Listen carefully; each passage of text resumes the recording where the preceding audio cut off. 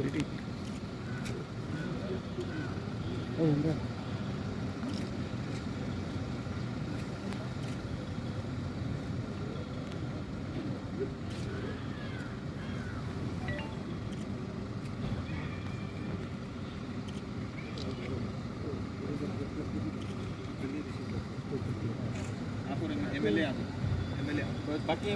भाई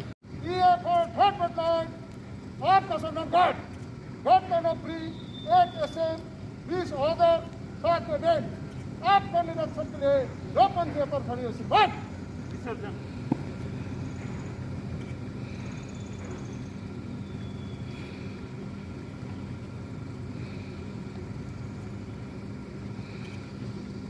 believe in development and welfare of the people. It is required for us that we must do everything to preserve human rights of the people.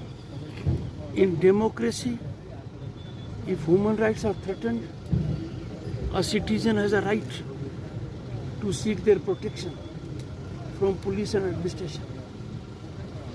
Unfortunately, after 2nd May, this is not happening. Post-poll violence, magnitude of that is the highest ever since independence, has created great problem for people of the state. They have been made to suffer traumatic situations by arson, killings, loot, and human dignity being outraged. It is unfortunate that even after 7 weeks, the government has not recognized it. In none of the 4 cabinet meetings, this issue has even been adverted. Chief Minister has not gone to any place. No minister has gone. No functionary has gone. There has been no rehabilitation, no confidence building measures. This is not appropriate. This is not democratic governance. I appeal to the government not to adopt ostrich-like stance. See the writing on the wall. Confrontation by the government with every constitutional body is most unfortunate. I fail to understand. Our constitution doesn't allow confrontation between state government and central government, between state government and Raj Bhavan. Now the confrontation has gone to other areas also. Unthinkable. I do hope those concerned will look to the situation. I appeal to the media also. Please attend to the basic issues. All over the world, 4th pillar has resulted in democratic forces getting grip of governance. Because of media efforts, particularly in Africa, we have seen democracy flourishing and coming of age. In the state of West Bengal, for reasons which you know best, media has not been able to focus on the real problems of the people, the kind of fear quotient people have, the kind of politicized bureaucracy we have. Can in democracy a person be made to pay price with his life for just exercising right to franchise? This is not democracy in function. And I'm surprised to learn here, in spite of caution, you all have seen the district magistrate is not here. The SP is not here. Don't they realize the serious misconduct they are committing? They were made aware about the Blue Book. The constitutional head is here. They are members of IS, IPS. They are shaming their organizations. They are violating their conduct rules. And if they carry an impression that they will not be held accountable, you can have it from me. The day is not far. That each of them will not only be held accountable, but will be visited with exemplary consequences. I will be sending a message to both SP and collector to see me tomorrow, to give them my peace of mind. Don't they understand simple language of the blue book? That's my submission. यहाँ pay meeting करेगा One administrative कोई meeting बुलाया गया? Have you not seen yourself? Silence of media pains me. How many of you will report this? That is perhaps the only state where the SP and collector can offer such kind of affront to the constitutional head. Have we not seen them dancing when the Honorable Chief Minister is here? In protocol, constitutional head is number one. Their conduct is outrageously out of line with rules and regulations. And I'm sure when I call them tomorrow, let me see what they have to say. फिर भी गोरगालैंड के लिए demand हो रहा है गोरगालैंड के लिए। Sir यहाँ तो आप ये वन वीक है, इसमें आपके क्या क्या प्रोग्राम है? I will have enough occasion to interact with the people, interact with media. My only focus is in North Bengal and in the entire state. Development, North Bengal welfare of the people, and I want rule of law to prevail. I cannot countenance a situation where lakhs of people lose their human rights, they lose their sleep, and the administration is carelessly ignoring that. I'll take more questions. I'll be here for several days. I'll discuss with you all the issues. ये हम सब के लिए काला दिन है। महामहिम governor साहब दार्जिलिंग आ रहे हैं और क्योंकि मैं दिन भर व्यस्त था, मैं अस्पताल के भ्रमण में गया हुआ था। अभी मुझे ये पता चला कि उनको जो है करसंग में काले झंडे दिखाए गए और अब मैं जब रास्ते से आ रहा था, दार्जिलिंग स्टेशन के बाहर भी कुछ लोग खड़े हुए थे।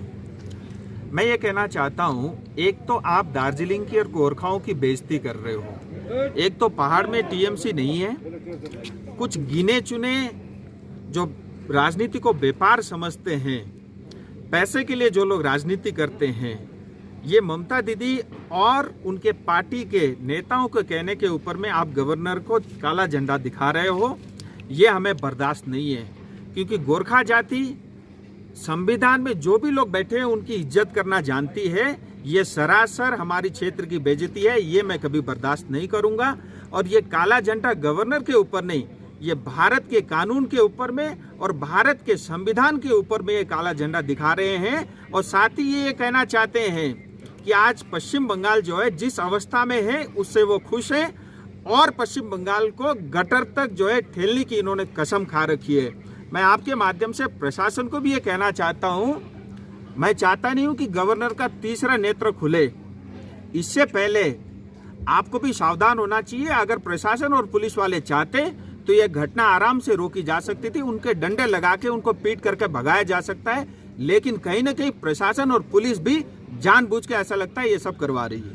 मिस्टर जी, जो अभी वेस्ट बंगाल जो बाइफरकेशन की बात हो रहा है, नॉर्थ बंगाल का सेपरेट, इसमें आपका क्या है? दार्जिलिंग के एंट्री होने के नाते आप कैसे देख रहे हैं इसको?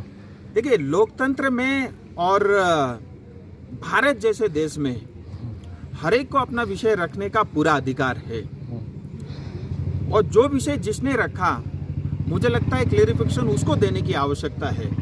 मैं इतना जरूर कहूँगा कि नॉर्थ बंगाल की जनता के ऊपर में अन्याय हुआ है, नॉर्थ बंगाल के ऊपर में अन्याय हुआ है और नॉर्थ बंगाल की जनता अगर कोई आवाज़ उठाती है वो भारत के संविधान के अंतर है, मैं उसको कभी गलत ठहरा नहीं सकता। Thank you. यो मूर्खहरूको काम हो जसले संविधान बुझ्दैन, संविधानको गरिमा बुझ्दैन। गभर्नर एउटा पोलिटिकल एन्टिटी होइन, कन्स्टिट्युसन अनुसार कन्स्टिट्युसनको प्रोटेक्टर है, संवैधानिक एउटा पोस्ट हो। यो त मूर्ख हो, यो त भाडाको खेतालाहरू लगाएको। ममता ब्यानर्जीले टिएमसीले अरू जग्गा पनि यो कालो झन्डा देखाउन सक्थ्यो, एयरपोर्टमा देखाउन सक्थ्यो। हामीलाई गोर्खालाई बदनाम गर्नु, हाम्रो टट्टुहरू, बिकाउहरू, गद्दारहरू, माटो विरोधीहरू, 2-4 पैसाको लागि आफ्नै मालिकलाई भुक्नेहरू, खेताला भन्छ यिनीहरूलाई, कलङ्कितहरू। यिनीहरू अब केही बुझ्दैन। यिनीहरूले संविधानमा गभर्नरलाई कालो झन्डा देखाउन त सिडिसन लाग्छ, सिडिसन, इन्टरनेसनलहरू यिनीहरू, केही नबुझ्ने। ममता ब्यानर्जीलाई देखाउँदा ठिकै छ, पोलिटिकल पार्टी, राजु विष्टलाई देखाउँदा ठिकै छ, कुनै पनि पोलिटिकल पार्टीको गभर्नरलाई किन देखाउनु? गभर्नरले त गोर्खाको हितको कुरा गरेको छ। गभर्नरले त जहिले पनि गोर्खाको हितैसी हो, यस्तो गभर्नर हामी पाउँदैनौँ। र राम्रो कुराको लागि गोर्खालाई दिल्लीमा गएर भट्ट्याउने, गोर्खाको हितको लागि भट्ट्याउनेलाई चाहिँ कालो झन्डा देखाउनु चाहिँ यिनीहरूले आफ्नै भाग्यलाई कालो झन्डा देखाएको। हुनु त यिनीहरूले आफ्नै आमालाई पनि बिक्री गर्ने, बदनाम गर्ने, यो केही पैसाको लागि भने 2-4 पैसाको लागि आफ्नै मालिकलाई टोक्ने, आफ्नै बाबुआमालाई गाली गर्नेहरू, यिनीहरूको त्यो ठुलो इम्पोर्टेन्स छैन। तर एउटा दुर्भाग्यको कुरो हो। यसको लागि चाँडोभन्दा चाँडो अब एमपीसँग सल्लाह गरेर यिनीहरूको अगेन्स्टमा एफआइआर गर्नुपर्छ र उचित दण्ड यिनीहरूलाई दिएको हुनुपर्छ। यो गभर्नर पनि नचिन्ने, गभर्नरको अफिस नचिन्ने, गभर्नरको पावर र फङ्सन नबुझ्ने, गभर्नर के उनीहरूलाई थाहा छैन। उनीहरूलाई पनि लाग्ला यो एउटा अब भोटमा जितेको एमएलए जस्तो हो गभर्नर, होइन। गभर्नर भनेको ठुलो हो। र यो गभर्नरले गोर्खाको एगेन्स्टमा के कुरा गरेको छ, किन हामीले देखाउनु पर्ने? अन्त ममताले चाहिँ किन चाहिँ हाम्रो गुन्डाहरू लगायो, टिएमसीको भतुवाहरू लगायो? यो भतुवा कुकुरहरू यिनीहरू एकदमै। गभर्नर चाहिँ चिन्ने, यिनीहरूलाई भतुवा कुकुर भन्दा ठुलो संज्ञा दिनु हुँदैन र यस्तो कुरालाई इम्पोर्टेन्स पनि दिनु हुँदैन। तर आइन्दा यस्तो नहोस् भनेर यिनीहरू सबक पनि सिकाउनुपर्छ। यो कालो झन्डा देखाउनुमा के कारण जस्तो लाग्छ? अब यिनीहरूलाई सोध्नुहोस् के कारण छ। अब इन्स्ट्रक्सन त कलकत्ताको, दार्जिलिङमा त यस्तो केही छैन कालो झन्डा देखाउने कसैलाई पनि। हामी त माया प्रेम प्रीतिमा बाँच्नुपर्छ।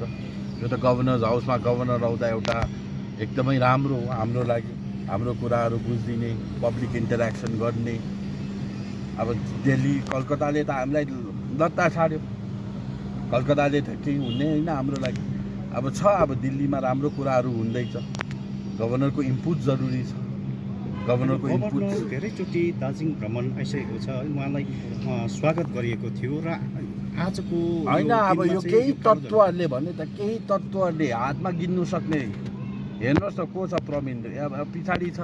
अब यसको जवाबदेही त टिएमसी र विमल गुरुङको मान्छे हुनु पर्यो। यो त विमल गुरुङको झन्डा लिएर थियो त्यहाँनिर, मैले देख्दा म त प्रत्यक्षदर्शी हो। टिएमसीको झन्डा पनि थिएन। अब बिचाराहरूलाई अरायो होला, अब उनीहरू पनि बाध्यता छ, देखाउनै पर्यो। देखाएन भने फेरि केस खोलेर जेलमा जान्छ यिनीहरू। उनीहरू त ब्ल्याकमेल्ड हुँदैछ। उनीहरूको करतुतको, पहिलाको करतुतले विमल गुरुङलाई बिचारा एउटा म्युनिसिपालिटीको अब त्यो उयो जस्तो अब सेनिटाइज गर्नु लाउँदैछ, ट्रकमा पानी। अब जिटिएको कहाँको चेयरम्यान मान्छेलाई बिचारालाई एउटा ग्रुप डीको काम गराउँदैछ अहिले। त्यो त किन उसको रहरले गरेको, बिचाराले पिपी किट हाप हुँदै कहाँ गर्छ? म त चिफ मिनिस्टर हो, पाहाडको राजा भन्ने मान्छेले आज यो गर्दैछ। अन्त के हो त? अन्त यो पिपी किट, सेनिटाइज छर्नु लाउनु, कलकत्ताको इसारामा सबै यो काम हुँदैछ त। अब योहरू छ, अब दुर्भाग्य हो, बिचारालाई माया छ हाम्रो। विगत केही दिन अघि यो नर्थ बेङ्गाललाई यो डिभिजन विषयमा के भन्न चाहनुहुन्छ तपाईँ? हेर्नुहोस्, नर्थ बेङ्गल डिभिजन एउटा सेन्टरको इस्यु हो। यहाँ त्यसै अब आगो नबाली धुवा हुँदैन, काहीँ त यसको कुरा भएको छ। यसलाई अब अझै फ्यानिङ भन्छ, फ्यानिङ। जन बार्ला एमपीको स्टेटमेन्टले झन् फ्यानिङ भयो। अब के राज्य बनाउनु नबनाउनु त्यो त सेन्ट्रल सब्जेक्ट हो। के यो नर्थ बेङ्गाल डिभिजनले दार्जिलिङ पहाडलाई के फाइदा रहला? नर्थ बेङ्गल डिभिजन हुन्छ हुँदैन त्यो मलाई थाहा छैन, तर हाम्रो इस्यु चाहिँ अझै बलियो पक्का भएर गयो। जुन हाम्रो तर्क थियो, कन्टेन्सन थियो कि हामी बङ्गालबाट किन छुट्नु चाहन्छौँ, आज नर्थ बेङ्गल छुट्नु चाहेको कारण चाहिँ के भयो? इभन नर्थ बेङ्गलको बेङ्गोलिजहरूले पनि फिल गर्यो कि साउथ बेङ्गलबाट जो दमनको नीति, अत्याचारको नीति, सोसल, इकोनोमिक, पोलिटिकल्ली हामी डिसएडभान्टेज छौँ। अहिले पनि यसको अपलिफ्टमेन्ट भएको छैन। हाम्रो कजलाई त अझै स्ट्रङ बनाइदियो नि त, कि आज केवल गोर्खा मात्रै होइन, राजवंशी, कोच, मेच, होइन, नर्थ बङ्गालमा बस्ने सम्पूर्ण बङ्गालीहरू अलग राज्य माग्थे। द्याट मिन्स काम भएको छैन। बङ्गाल कलकत्ताले, राइटर्सले, नबन्नाले जहिले पनि कान्छी आमाको व्यवहार हामीसँग गरेको छ र हाम्रो कजलाई अझै स्ट्रङ्गर बनाउँछ। अब नर्थ बेङ्गल स्टेट हुँदा फेरि हामी north Bengal we want separation from north Bengal भन्नु हाम्रो त धेरै वर्ष पुरानो माग हो। फेरि ओल्डेस्ट एन्ड कन्स्टिट्युसनल माग हो। नर्थ बेङ्गल पनि एउटा कन्स्टिट्युसनल मागै हो, भारतदेखि बाहिर भनेको छैन। इन्डियामा त राज्य बनाउने प्रावधान त संविधानमै छ, त्यो पनि हामीलाई स्वागत छ। तर यो मागले चाहिँ हाम्रो ओरिजिनल मागलाई, पुरानो मागलाई, खाटी मागलाई, संवैधानिक मागलाई, जेन्युन मागलाई, लङ पेन्डिङ डिमान्डलाई चाहिँ फिजल आउट गर्नु भएन, डाइल्युट गर्नु भएन होइन, आँखामा धुलो हाल्ने काम गर्नु भएन। हाम्रो मागलाई यथावत राख्दै, हाम्रो मागलाई अझै टेवा दिँदै यो माग उनीहरूले गर्छ भने बधाई नै छ नि त उनीहरूलाई। आज जसले आज है गभर्नरलाई कालो झन्डा देखाइनु है, भोलिको दिनमा तपाईँहरूले उहाँहरूको अगेन्स्टमा एफआइआर गर्ने? हेर्नुहोस्, त्यो पनि एउटा अप्सन हो, तर बिचाराहरू नन एन्टिटीहरू उनीहरूलाई भाडामा पठाएको, 200 रुपियाँ दिएर पठाएको। अब यो यिनीहरू त टिएमसीको लिडरहरू त कोरोना भनेर अहिले बाना बनाएर काम गर्नुपर्छ, घरभित्रै बसिरहेको छ। मेन अब तपाईँलाई थाहा छ राज्यसभामा को एमपी छ, यहाँको नेतृत्व वर्गहरू, कमिसन खाएर काम गर्नेहरू। अब यिनीहरू हो नि त। अब यो भाइहरूको अगेन्स्टमा एफआइआर राखेर बिचरा 150 रुपियाँको भाडामा आएको, भोलि बेल गर्नुपर्दा 2-3 हजार लाग्यो, यिनीहरूले कहाँबाट दिन्छ भाइ? र यो पनि सोच्दैछौ, हेर्नुपर्छ आफ्नै दाजुभाइलाई किन अब उयो गर्नु। अब हो मैले भने त अब भुसिया कुकुरहरू, भतुवा कुकुरहरू जहाँ मिठो पाके त्यहाँ जान्छ, तर ड्युटी गर्नु चाहिँ लास्टमा घरमै आउँछ जस्तो लाग्छ मलाई।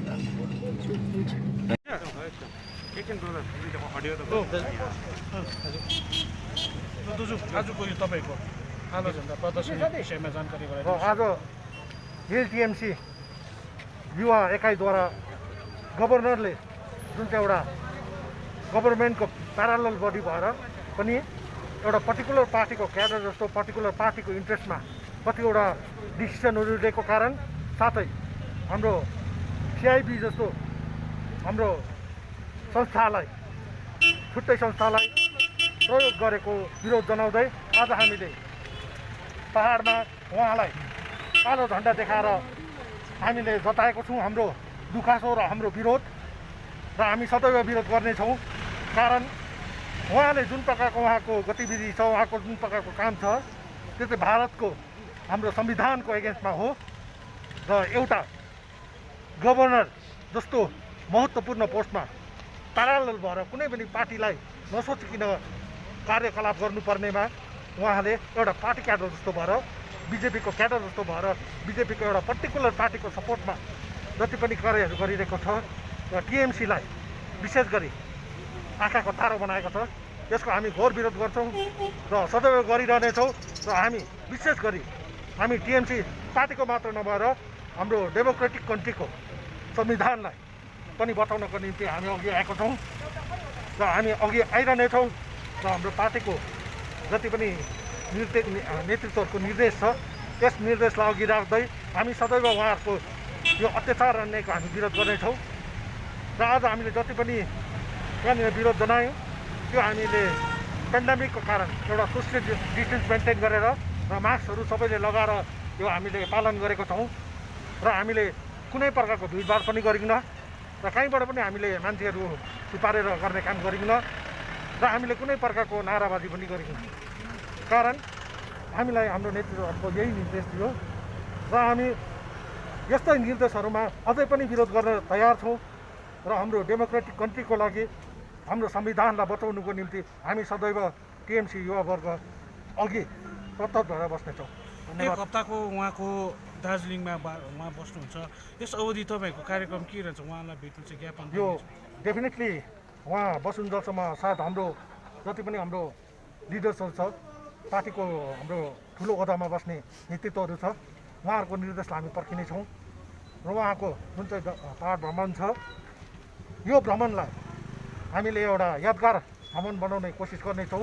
र यसै विषयमा हामी हाम्रो नेतृत्वहरूलाई पनि रिक्वेस्ट गर्छौँ कि हामीलाई कुनै प्रकारको प्रोग्राम छ भने टाढोभन्दा टाढो निर्देश गरिदिने रिक्वेस्ट गर्छौँ र आशा पनि गर्छौँ। आज कसले यो तपाईँको प्रदर्शनीमा भाग लिएका थिए? तपाईँको कुन मोस्टली त हेर्नुहोस्, यो प्रदर्शनी जुन चाहिँ छ, यो आज बिहान मात्र डिस्क्लोज गरेको प्रदर्शनी हो।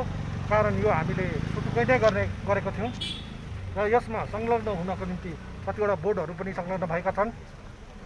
कमैले म भन्न सक्दिनँ, तर पनि धेरैजना व्यक्तिगत रूपमा आएको छन्, जनता पनि आएको छ। कारण जनतालाई पनि याद छ कि डेमोक्रेटिक कन्ट्रीको राइट्स के हो र जनता पनि आएको छ र साथमा अन्य पार्टीहरू पनि आएको छ भने सबैलाई धन्यवाद छ र सबैलाई एक भएर हाम्रो देशको गणतन्त्रको रक्षा गर्ने म उहाँलाई रिक्वेस्ट गर्छु। धन्यवाद। यसमा तपाईँको प्रतिक्रिया के छ?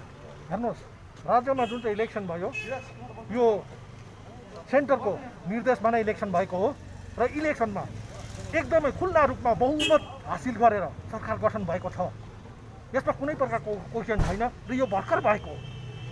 हामीलाई पनि त्यही क्वेसन छ कि यस्तो बहुमत हासिल गरेर जितेको सरकारलाई पनि उनीहरूले किन विरोध गर्दैछ?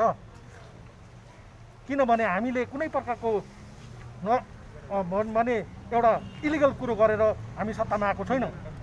डेमोक्रेटिक वेमा इलेक्सन गरेर उहाँहरूकै निर्देश मुताबिक उहाँहरूकै एउटा कमिटीको इलेक्सन कमिटीको निर्देश मुताबिक सबैभन्दा ज्यादा 8वटा उस गरेर जुन चाहिँ हामीलाई इलेक्सन गर्यो बङ्गालमा, यस्तो खुल्ला रूपमा इलेक्सन भयो।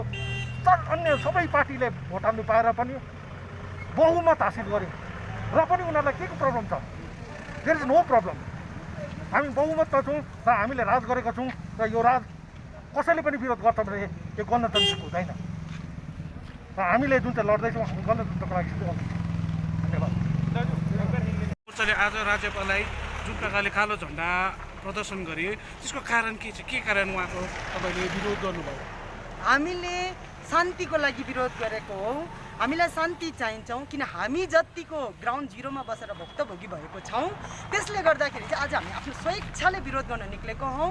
किन भन्दाखेरि उहाँले जुन चाहिँ अहिले बिजेपीले स्टेटमा जुन प्रकारको फ्रस्ट्रेसन उनीहरूको हारे पश्चात यस्तो डरलाग्दो हारे पश्चात जुन चाहिँ फ्रस्ट्रेसनको लागि अहिले गएर चाहिँ अचानक नर्थ बेङ्गल सेपरेसनको कुरा निकालेर चाहिँ जुन चाहिँ पहाडलाई पनि फेरि अशान्ति गर्न खोज्दैछ त्यसले गर्दाखेरि चाहिँ अब हामी अशान्ति चाहँदैनौँ भनेर हाम्रो यो विरोध हो।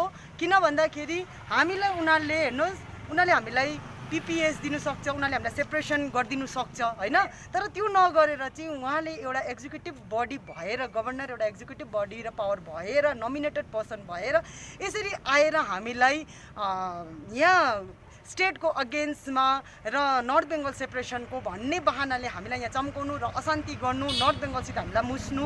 किन हाम्रो मुद्दा र इस्यु हाम्रो अलग्गै छ।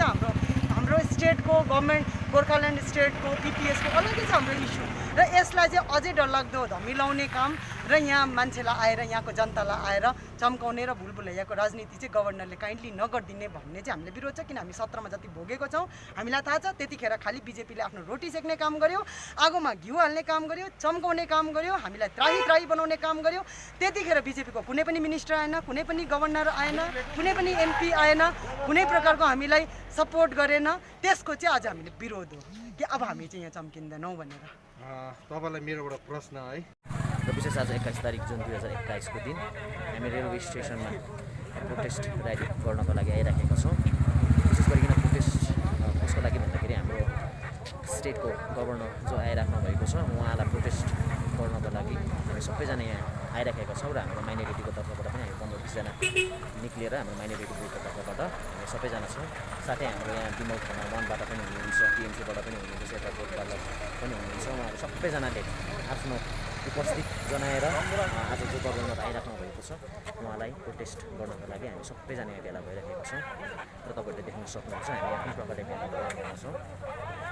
र विशेष गरिकन यो प्रोटेस्ट र्यालीद्वारा हामी एउटै कुरो जताउन चाहन्छौँ कि हामी सिएमको पक्षका हौँ र विशेष गरिकन गभर्नर भएपछि आज सेन्ट्रलको मात्रै होइन तर आज एकदमै स्टेटको फेभरमा बसेर काम गर्न सक्नुपर्छ, सेन्ट्रलको मात्रै फेभरमा बसेर होइन भन्ने हामी यस प्रोटेस्ट र्यालीबाट चाहिँ हामी जनाउन चाहन्छौँ।